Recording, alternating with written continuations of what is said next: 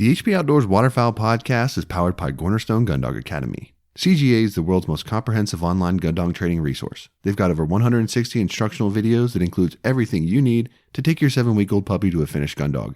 Visit cornerstonegundogacademy.com to sign up for the free preview module and begin your training journey today. Cornerstone Gun Dog Academy, the most advanced gun dog training resource on the web. You are listening to the HP Outdoors Waterfowl podcast.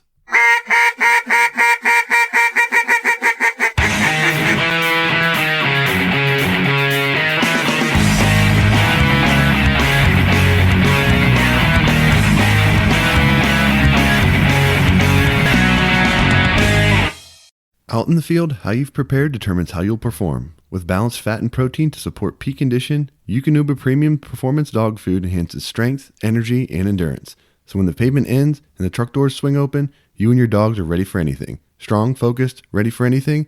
That's a Eukanuba dog. Since 1898, Old Town has been building the most advanced, quality watercraft products to give you the very best experience on the water. Whether you're hunting, fishing, or enjoying a relaxing paddle on the lake, there's a boat for every type of adventurer. If you haven't seen it, check out their newest offering, the new grab-and-go watercraft designed to function as your boat, blind, and retriever. The easy-to-conceal, 11-foot 9-inch, 56-pound Solo Sportsman is the ideal craft for those in search of a stable, lightweight craft that's easy to paddle and even easier to transport or stash. Designed with the hunter and angler in mind, the Solo Sportsman is equipped with thoughtful shell, tackle, and tool storage, a comfortable and adjustable seat and foot braces, an accessory track, and rod holders.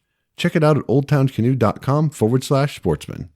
All right, guys, season's here, and we know you're not leaving your pups at home. Gunner Kennels is known for their crash-tested crates, but now they're ensuring that you can defend your food too.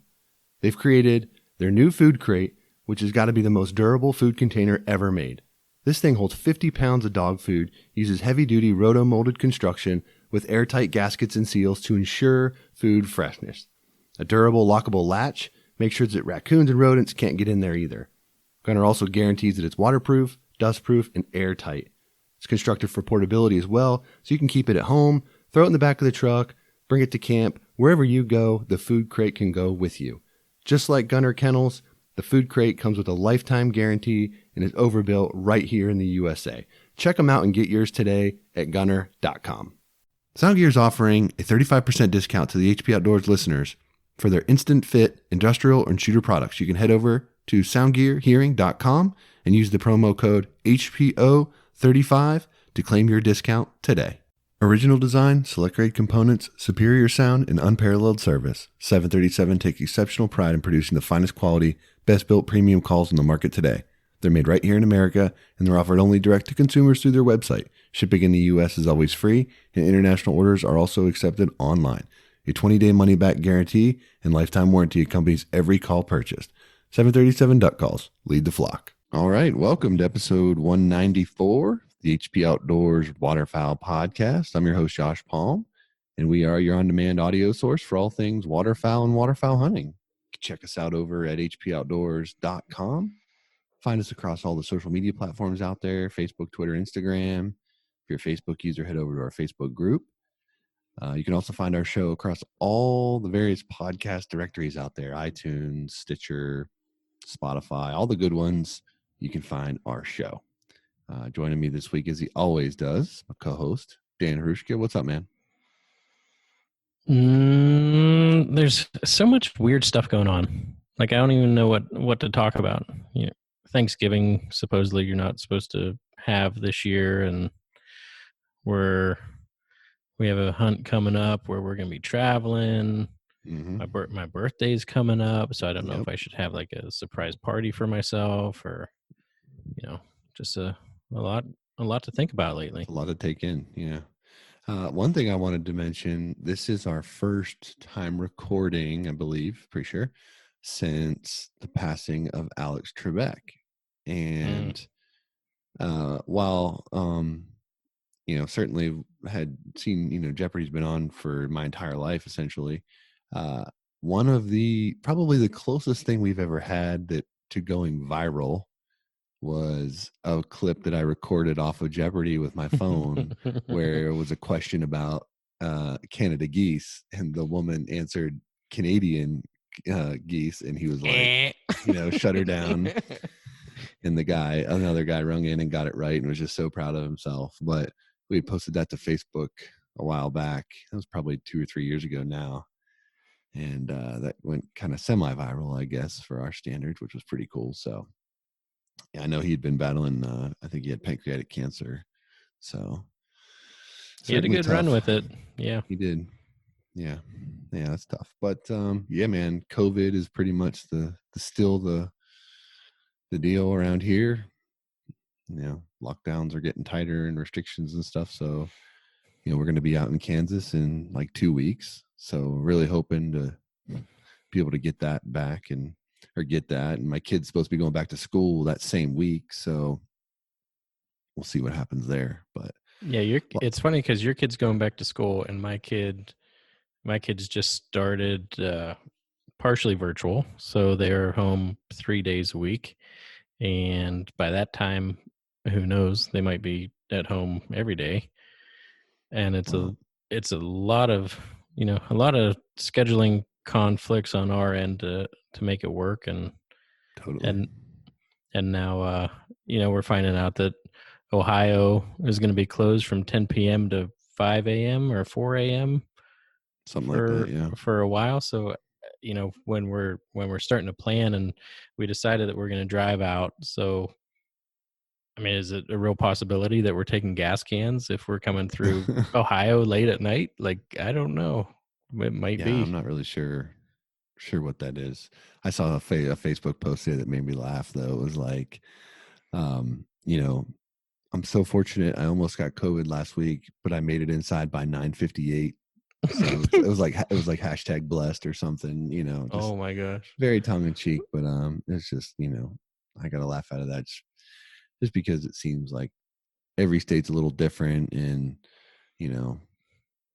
it just is kind of chaotic. But anyway, well, so do you have any? I guess I could not even talk about it. Okay. Coming back, I was just gonna say coming back into the state, or leaving states, or going to different states, because now we have to be tested or quarantine as we return from another state if it's not for work.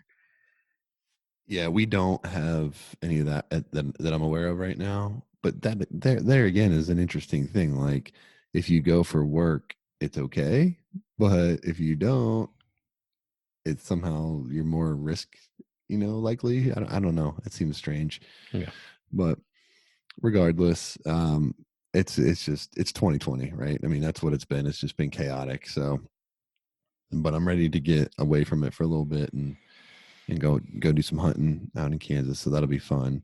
And actually, the topic of this week's episode is something that I thought about doing a video on a while ago, and I never did it, but I had put some thought into it at the time. And it is basically like, what would be my ultimate sort of walk-in duck hunting setup? So, I'm thinking, you find like a piece of public ground or something where you're going to be walking in a mile, let's just say 3/4 of a mile, I don't know, to a secluded pond, duck, wetland, whatever.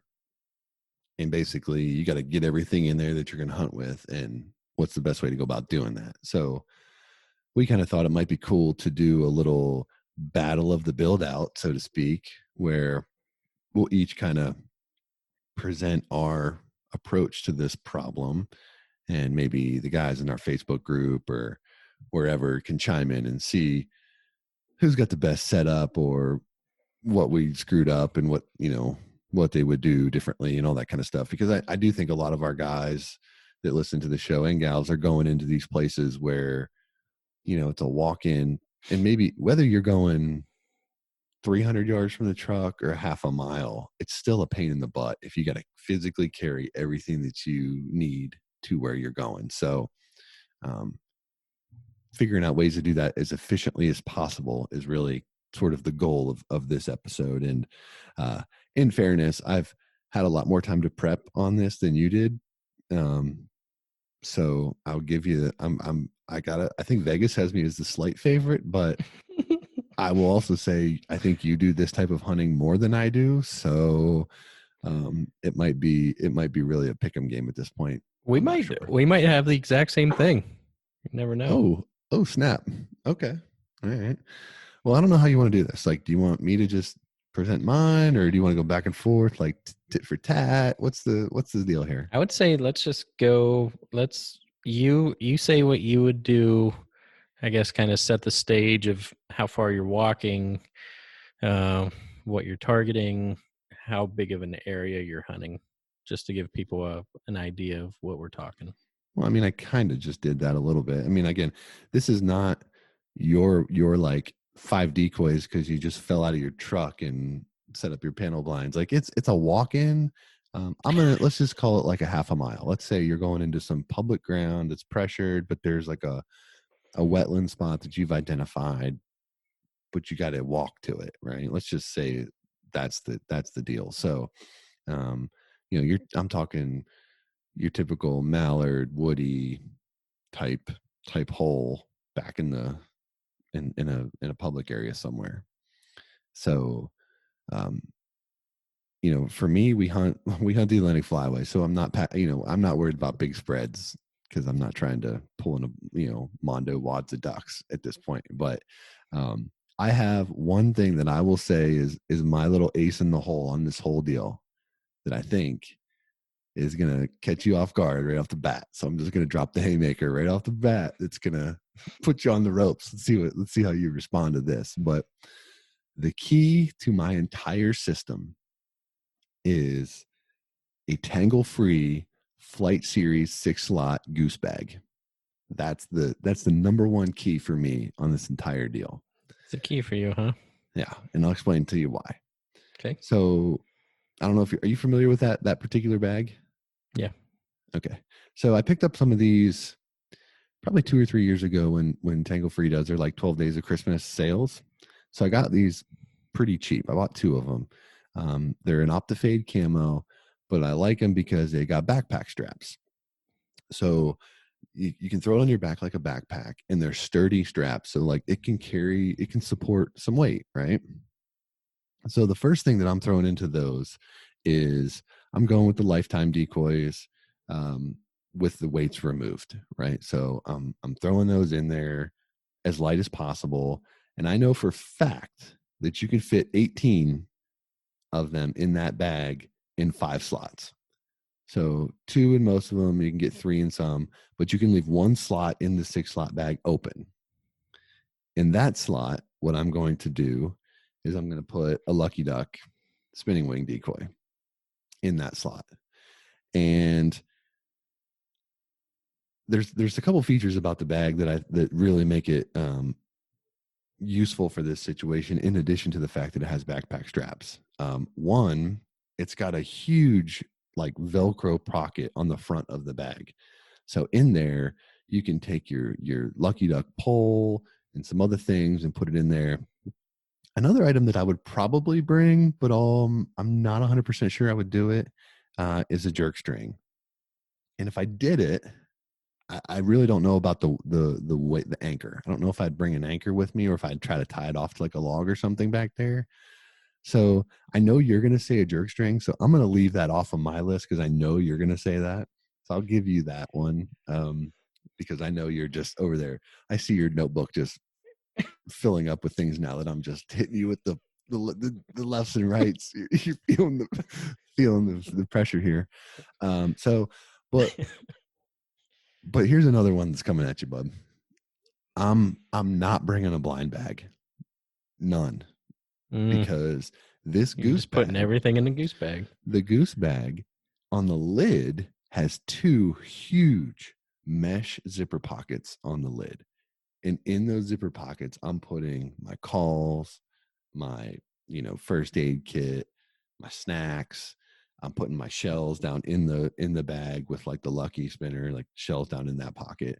I'm really condensing everything into this tangle free bag. And because it's a goose bag, they're bigger slots, so they fit your decoys well. Those lifetime decoys really kind of, because of their hollowed out bodies and the way that their keels are, they really kind of conform together. So you can almost tuck one like sort of half inside the other one when you put it down in the sleeve.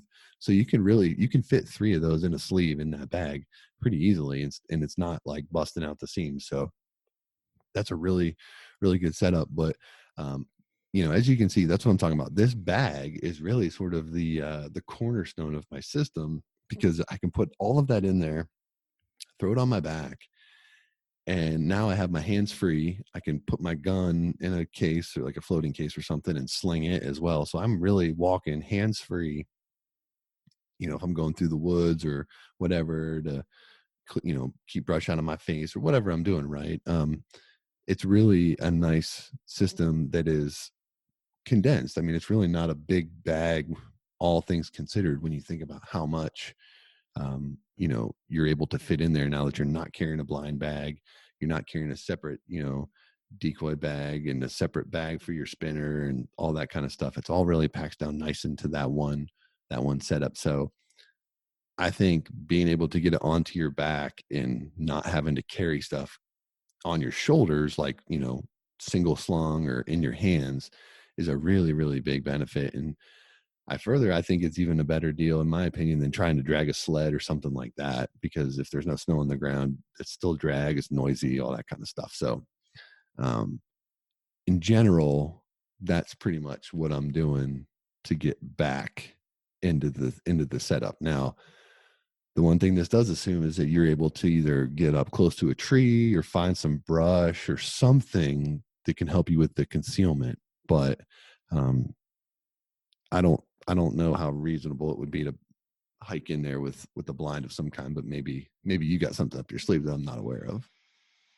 No, and I also went blindless just because I'm thinking about some of my areas that I hunt, and I sometimes take a blind, most of the times not, and do fine without it. I do like your one bag system, though. I will say that, and you did put a lot of time and energy into this thought process. I feel confident in my setup, though, and especially now with this the Bayou bag from Sitka, and you just took your hat off, and you look like the ball washer on Happy Gilmore. Like what? When he's the caddy. Oh my gosh, the homeless guy. That was funny. All right. Anyway, going back to this. No comment. The the Bayou bag, and in that, because I'm gonna have my camera, ammo, gloves, calls, everything that I need in there. And this is where I'm kind of. Now, for those that I don't know about the haven't. Bayou bag, is it a backpack style or is it like a It is sling style? It is a backpack style. Backpack, okay. So backpack style, and it has some handles on the sides. That being said, I don't know if I would use a lifetime jerk rig. I would have that in there, but I would also have to. I haven't used the agitator yet from Lucky, and it would depend on how big of a hole I'm hunting and if that would actually give me enough motion to where it would replace my jerk rig. So I don't have an exact answer on that yet. That being said, And I will say that that's one that I hadn't considered, but I do like that, because I think actually at the time that I put this list together when I was going to make the video, I don't think I had the agitator at that time. So it fell off my radar for this, but I think that's a really good one. And what I like about that agitator, it is self-contained, like the yeah, battery, everything, it's all in one. Like I can remember back in the day, we used to use, the Higdon product that's similar, and it had like an external battery compartment and like a lot of just wires and stuff that would go along with that. That was just kind of cumbersome, and pretty much took it off the table for a backwater hunt like this, where now you definitely, the way that that's done, you could definitely use that for sure. yeah, you could slip one of those in your bag easy. Yeah, for sure. So, um, And I think being by myself, I'm assuming we're going by ourselves, right? Solo hunt. Correct. Okay. Yeah. So I would probably give the agitator a try just to keep my hands free. Now moving forward, I would have a Lucky Duck HDI, and what I would do is use one of the clips from the Lifetime to clip that bag onto my Bayou bag, right on the back of it or the side of it. And So you're 2 bags in now. 2 bags in, but it's Okay. not cumbersome. It's And like a I it's like a would medium ruck sack at this medium. point. I'm just adding on, and on top of that, I would have. I think I'd go with 6 Lifetime as well, somewhere in that range. I like the small spreads. What are you going to I carry those have in? I have no issue with that. I would tie it down at the bottom and do a quick wrap in between the 2 bags that I have on my back, and it could stick tight right next to it with no essentially no added weight on there. So wait, are you talking like a mesh bag of some kind? No, Like a mesh decoy bag? no, Or you're I just have doing like the Texas rigs? yeah, Texas rigs, wrap them around where I have the 2 bags connected. Just a quick, tight little knot. Boom, walk in, ready to deploy at whatever. And I think that actually makes more sense to have the agitator, but I would just have to find room for it and figure out how to attach that to my pack, or just hook it up onto a rig as well and put it out. So a little bit of movement I have to figure out there, but it wouldn't be a big deal. And then Sounds I would sounds like a pretty big deal. not a big deal, not a big deal at all. And I would end it with old trusty rusty Kimber for one of her probably last hunts coming up. And not worry about getting retrieved birds because you'll be having mallards down in the middle of a swamp you can't get because you didn't take any canoe out there. No, I would have pre scouted that, so I know the water depths I'm squared away. I have my Sitka waders, good to go. All right. That is actually something that I did consider on this, though, with your waders. The one thing about breathables, I would feel comfortable making that walk in the waders if I had to. Neoprenes, there's just no way that I'm walking that No. far with those on, especially if they're like 5 mil guys or real thick, heavy ones. Holy smokes. So, There's nothing I wouldn't try in breathable waders. And it could be the coldest day and like the most undergarments imaginable, and you can still, the way that it is breathable and dries, and if you have correct moisture wicking product against your skin such as merino that I love, then you can do that. And that, like you said, those 5 mil waders, we used to do like 3/4 of a mile while carrying a canoe, and you'd get there and you'd be soaked, and that it's not Right. even, you're an hour and a half before sunrise, you're soaked, and then you go and get set up and sit there and it's snowing on you and you're absolutely miserable. Freezing. You cannot pay me to do that now, and I would not hesitate. Like, I got to the point where I would have Crocs or some other kind of low boot, and I would walk in with those, and my waders would be in the canoe that we're carrying. So like just the added weight of all that stuff was a crap show. But Yeah. now it's just you get dressed and head out, man. Yeah. Yeah. I mean, that's, the one thing that I did kind of labor over a little bit is I do like having some sort of stool or marsh seat. I just feel like I shoot better from like up off the ground. So, because like a lot of times, you know, these types of hunts where we are, like I'm not really like standing so much next to like timber in the water kind of stuff. I'm more like on the bank, and I typically sit. I think for the most part, but um, having something to keep you up off the ground helps keep you warm, and I shoot a little better from that kind of position. So I feel like I would either end up sort of like on my knees, kind of looking for birds as they were working during the, the first push when I got my 2 mallards and limited out. But I do like a quality seat. So that's something that I would like to figure out a way to get in and out. But also, I'm trying to be mindful of just overall weight. And, seats are going to be one of the more heavy things, I think, depending on the style you go with. So let me ask you, what's the quality of the straps on that bag?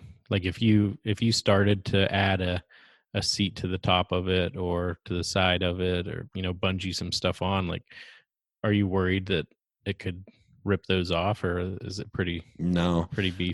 I think, I think with what I have in there, I mean, I Because can't you say got that shells and you're starting to add yeah, up a little bit of weight. yeah, but I mean, if you think about 6 full size, full body decoys, I mean, that weighs a little bit of weight, you know what I mean? Yep. It's not super light.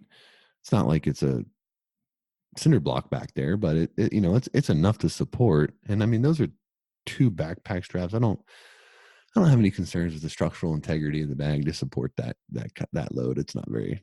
Yeah, I'm more just wondering the stitching of them to the bag. Yeah. Well, I mean, it doesn't have any like molly webbing or anything on it, so you're going to be limited to what you could strap to it externally. You know what I Yep. mean? You'd have to really almost secure it at the backstrap pack's connection point to the bag. So in theory, that's the most strengthened and fortified connection point on the whole deal. So I don't think you're going to stress any like perimeter straps too much. Yeah. But I mean, the pockets of the goose bag are they're so large and nice that I mean you can fit so much in there. Um, Probably you more could than you need. probably fit a little fold up tripod stool inside the one of the sleeves and add very little weight. That too. I mean, if you're talking like a quick strike blind, if you set that up on top of it and had the stakes, or the stakes are encapsulated in that, so it wouldn't matter. But Yeah, that's another option if you do need to set it it, blind up. it would definitely be doable, no doubt. It would be something that's doable, but um, yeah, I really think that would be a good way to go. I've never hunted it quite like that, so you know, um, I'm sure that there would be some things to learn. But when you're talking 18 decoys, a spinner and a jerk string, if you wanted it, or an agitator as an example, and one setup that you can throw on your back and still be hands free. I really like the sound of that. So So before people start voting for your one bag system here, I would say my gun would be in a case. So that would be back, decoys wrapped around. I should potentially be hands free walking in. I'm trying to think what else I would need, but I should be pretty set with hands free. I would imagine so. The yeah, more you'll I just think have about it, all the straps around your neck I going wouldn't have any every which straps way. around my neck. Bro, come on. You're gonna fully lash the Lucky Duck bag to your Bayou bag. Yeah. Okay. I would my feel for that is that the Bayou bag is a smaller platform. So I don't have any structural integrity concerns about it, but what I have a concern with, especially once you get decoys strapped into there, I think the weight is going to shift more on your back side to side and it'll be less stable. Like that goose pack, the straps come over your shoulders, but the bag is like shoulder width or more. Like it's outside your shoulder. So it's a nice wide, stable platform. It's gonna be like I think you're just gonna have little stability I don't concerns. think And as so. you're getting through brush and stuff, it's gonna be just all over and your Yeah, rigs are gonna come untied and flop around. It's just I don't a think matter so. of time. Yeah. No. What I do that's nice is so these lifetime decoys, that what I like about them too is that because they're open, you can take the rig and set it down inside and coil it inside the decoy. And because they don't, they got a little tension to them, it just pushes out enough to where it doesn't fall out. So when you stuff them down in the bag, you don't have rigs like anywhere. It's all self-contained. So you just pull the decoy out, grab the weight from the inside, and it just all flops out, and you chuck it.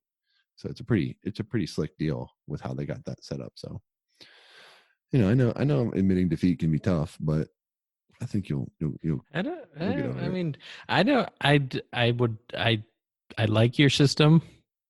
I like my system.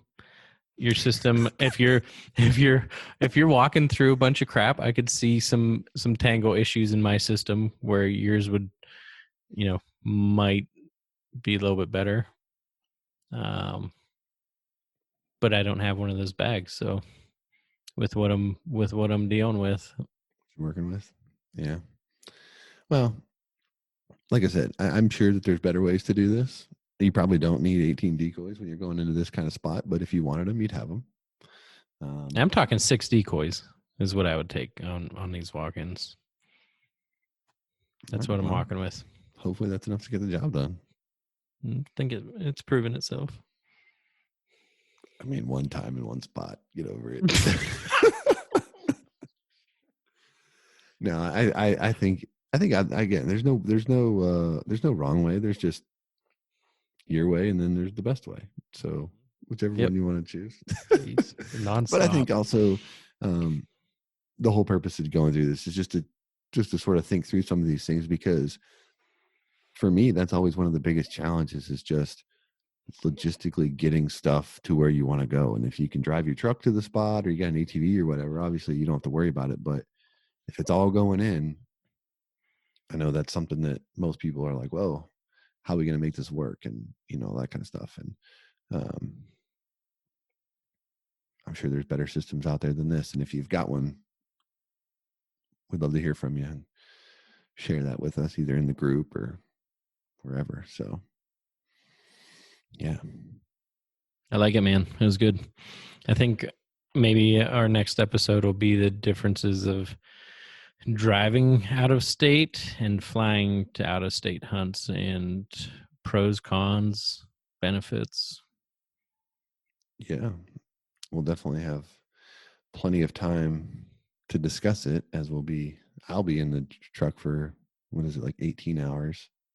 And we'll be together for like 14. So we'll likely have several episodes coming in the near future from the truck, where we'll be humming along, getting after it. So should be good though. I'm looking forward to getting out there, and we've got a couple guys that this is a contest giveaway, right? Yep. So Spencer Socks is coming out. He'll be flying out hunting with us, and his buddy is joining as well. So cool. And we'll be in camp with a bunch of other guys that we don't know. But I'm excited to get out there and see some of the guides and Ben and get after it, man. Mm-hmm. Yeah. All right, man. Well, what else do you got for this week? Anything else you want to add in before we wrap her up? No, you know what? Well, what is today? Friday. One thing I want to point out, sorry to cut you off there, is we had Dustin on a couple weeks ago for 737, and they're making some awesome progress on their shop there in Oklahoma, and they just hung that sign. It looks so dope. Like, it looks awesome. They're just doing a super cool job. So if you're not following them on social, check them out on Instagram. You can see all the stuff that's going on out there at the shop. Looks really good. What are those pictures, like 8 foot by 8 foot? Oh, I know. Those I don't know. Those are cool though. Those are so awesome. Yeah, really cool stuff. So if you don't know what we're talking about, check them out on Instagram. I don't. We'll probably have another episode before Thanksgiving. Yeah, maybe. Yeah. Sure. Can we leave? Yeah. So if not, everyone have a happy Thanksgiving. Make sure you stay safe, even if you don't think that all this is going to affect you. It might affect someone in your family. Or dude, I forgot to tell you this. I totally forgot to tell you. Or I mean I've told you, but I didn't talk about this on the show. So I had a Rona scare. I thought I had Rona. Yeah. At one point. So I thought you had the vid, dude. Well, so my daughter's going back to daycare now, and she got a cold and gave it to my wife, and then my wife gave it to me. And I mean, it's probably just like every cold I've had in my entire life, but you just can't be too careful, Mm-hmm. And I was like super congested. I'm sneezing everywhere and all this kind of stuff. And you sneeze around people in today's world, and it's like, holy smokes, people look at you like, they're like, whoa, Rona, bro. It's like really uncomfortable. So I didn't want people to be awkward. And, I've got, people that I'm around that are, certainly in their 60s and stuff like that with family. So I'm, concerned for them more so than anything. So I wanted to get tested. So my wife and I go and get the Rona test. And I mean, man, they like scratch your brain with that Q-tip that they jam up in there. It was not an enjoyable experience, but test came back negative. So it was just a cold, but yeah, man, I thought I might've had the Rona. That would have been a bummer. Not ideal. I just took a Instagram boomerang of you talking about the Rona. But yeah, that's sweet. Well, we had a local coach here that just passed away from it, Ed Ocker, that used to be at Sagertown and run all the Legion tournaments and everything over there. I've been Crumb's grandpa, but he's always what he looks like, but I know the name. Yeah, so Ed Ocker Field. But yeah, it's I think the updated stuff, if you're under 49, survival rate's 99.98%, and then up to 70, it's 95% survival rate. And after that, it goes down a little bit. But it's a tough deal. Yeah, it's certainly impacting a lot of stuff. That's sort of like an understatement. But well, here's my thing. Like, I'm sitting around and talking with people, and it's like everyone wants to talk about when you're going to go back to, when things going to go back to normal. And I'm like, our normal might be different than what we knew normal to be before this, unfortunately. And I don't know what that's going to look like, but I mean, I don't see anytime soon things being, I mean, can you imagine going somewhere and just like hugging and high-fiving and handshaking a bunch of people that you don't know very well, and like how they're living and stuff? No, I don't see that happening anytime soon. So what are the actual, do you know what the cases are of flu this year compared to last year? I don't really know. I've sort of stayed out of the, I mean, whatever my COVID information is what I get in very passing, like scrolling it on social media and or what the school pushes out that's relative to my kid. So pretty much flu and all that other stuff, I've seen that it's low. That's all I know. I don't really know anything else about it. Yeah, it seems like it's way low. Anyway, man, that's about all I got. All right. I'm starting to clean the truck out because it's a locker, and get the. How long does it take you to get all the car seats out of there? I don't have any car seats in there right now. Your kids just ride straight up. Ride dirty. No, been driving the work vehicle, going all over, so they ride in there. But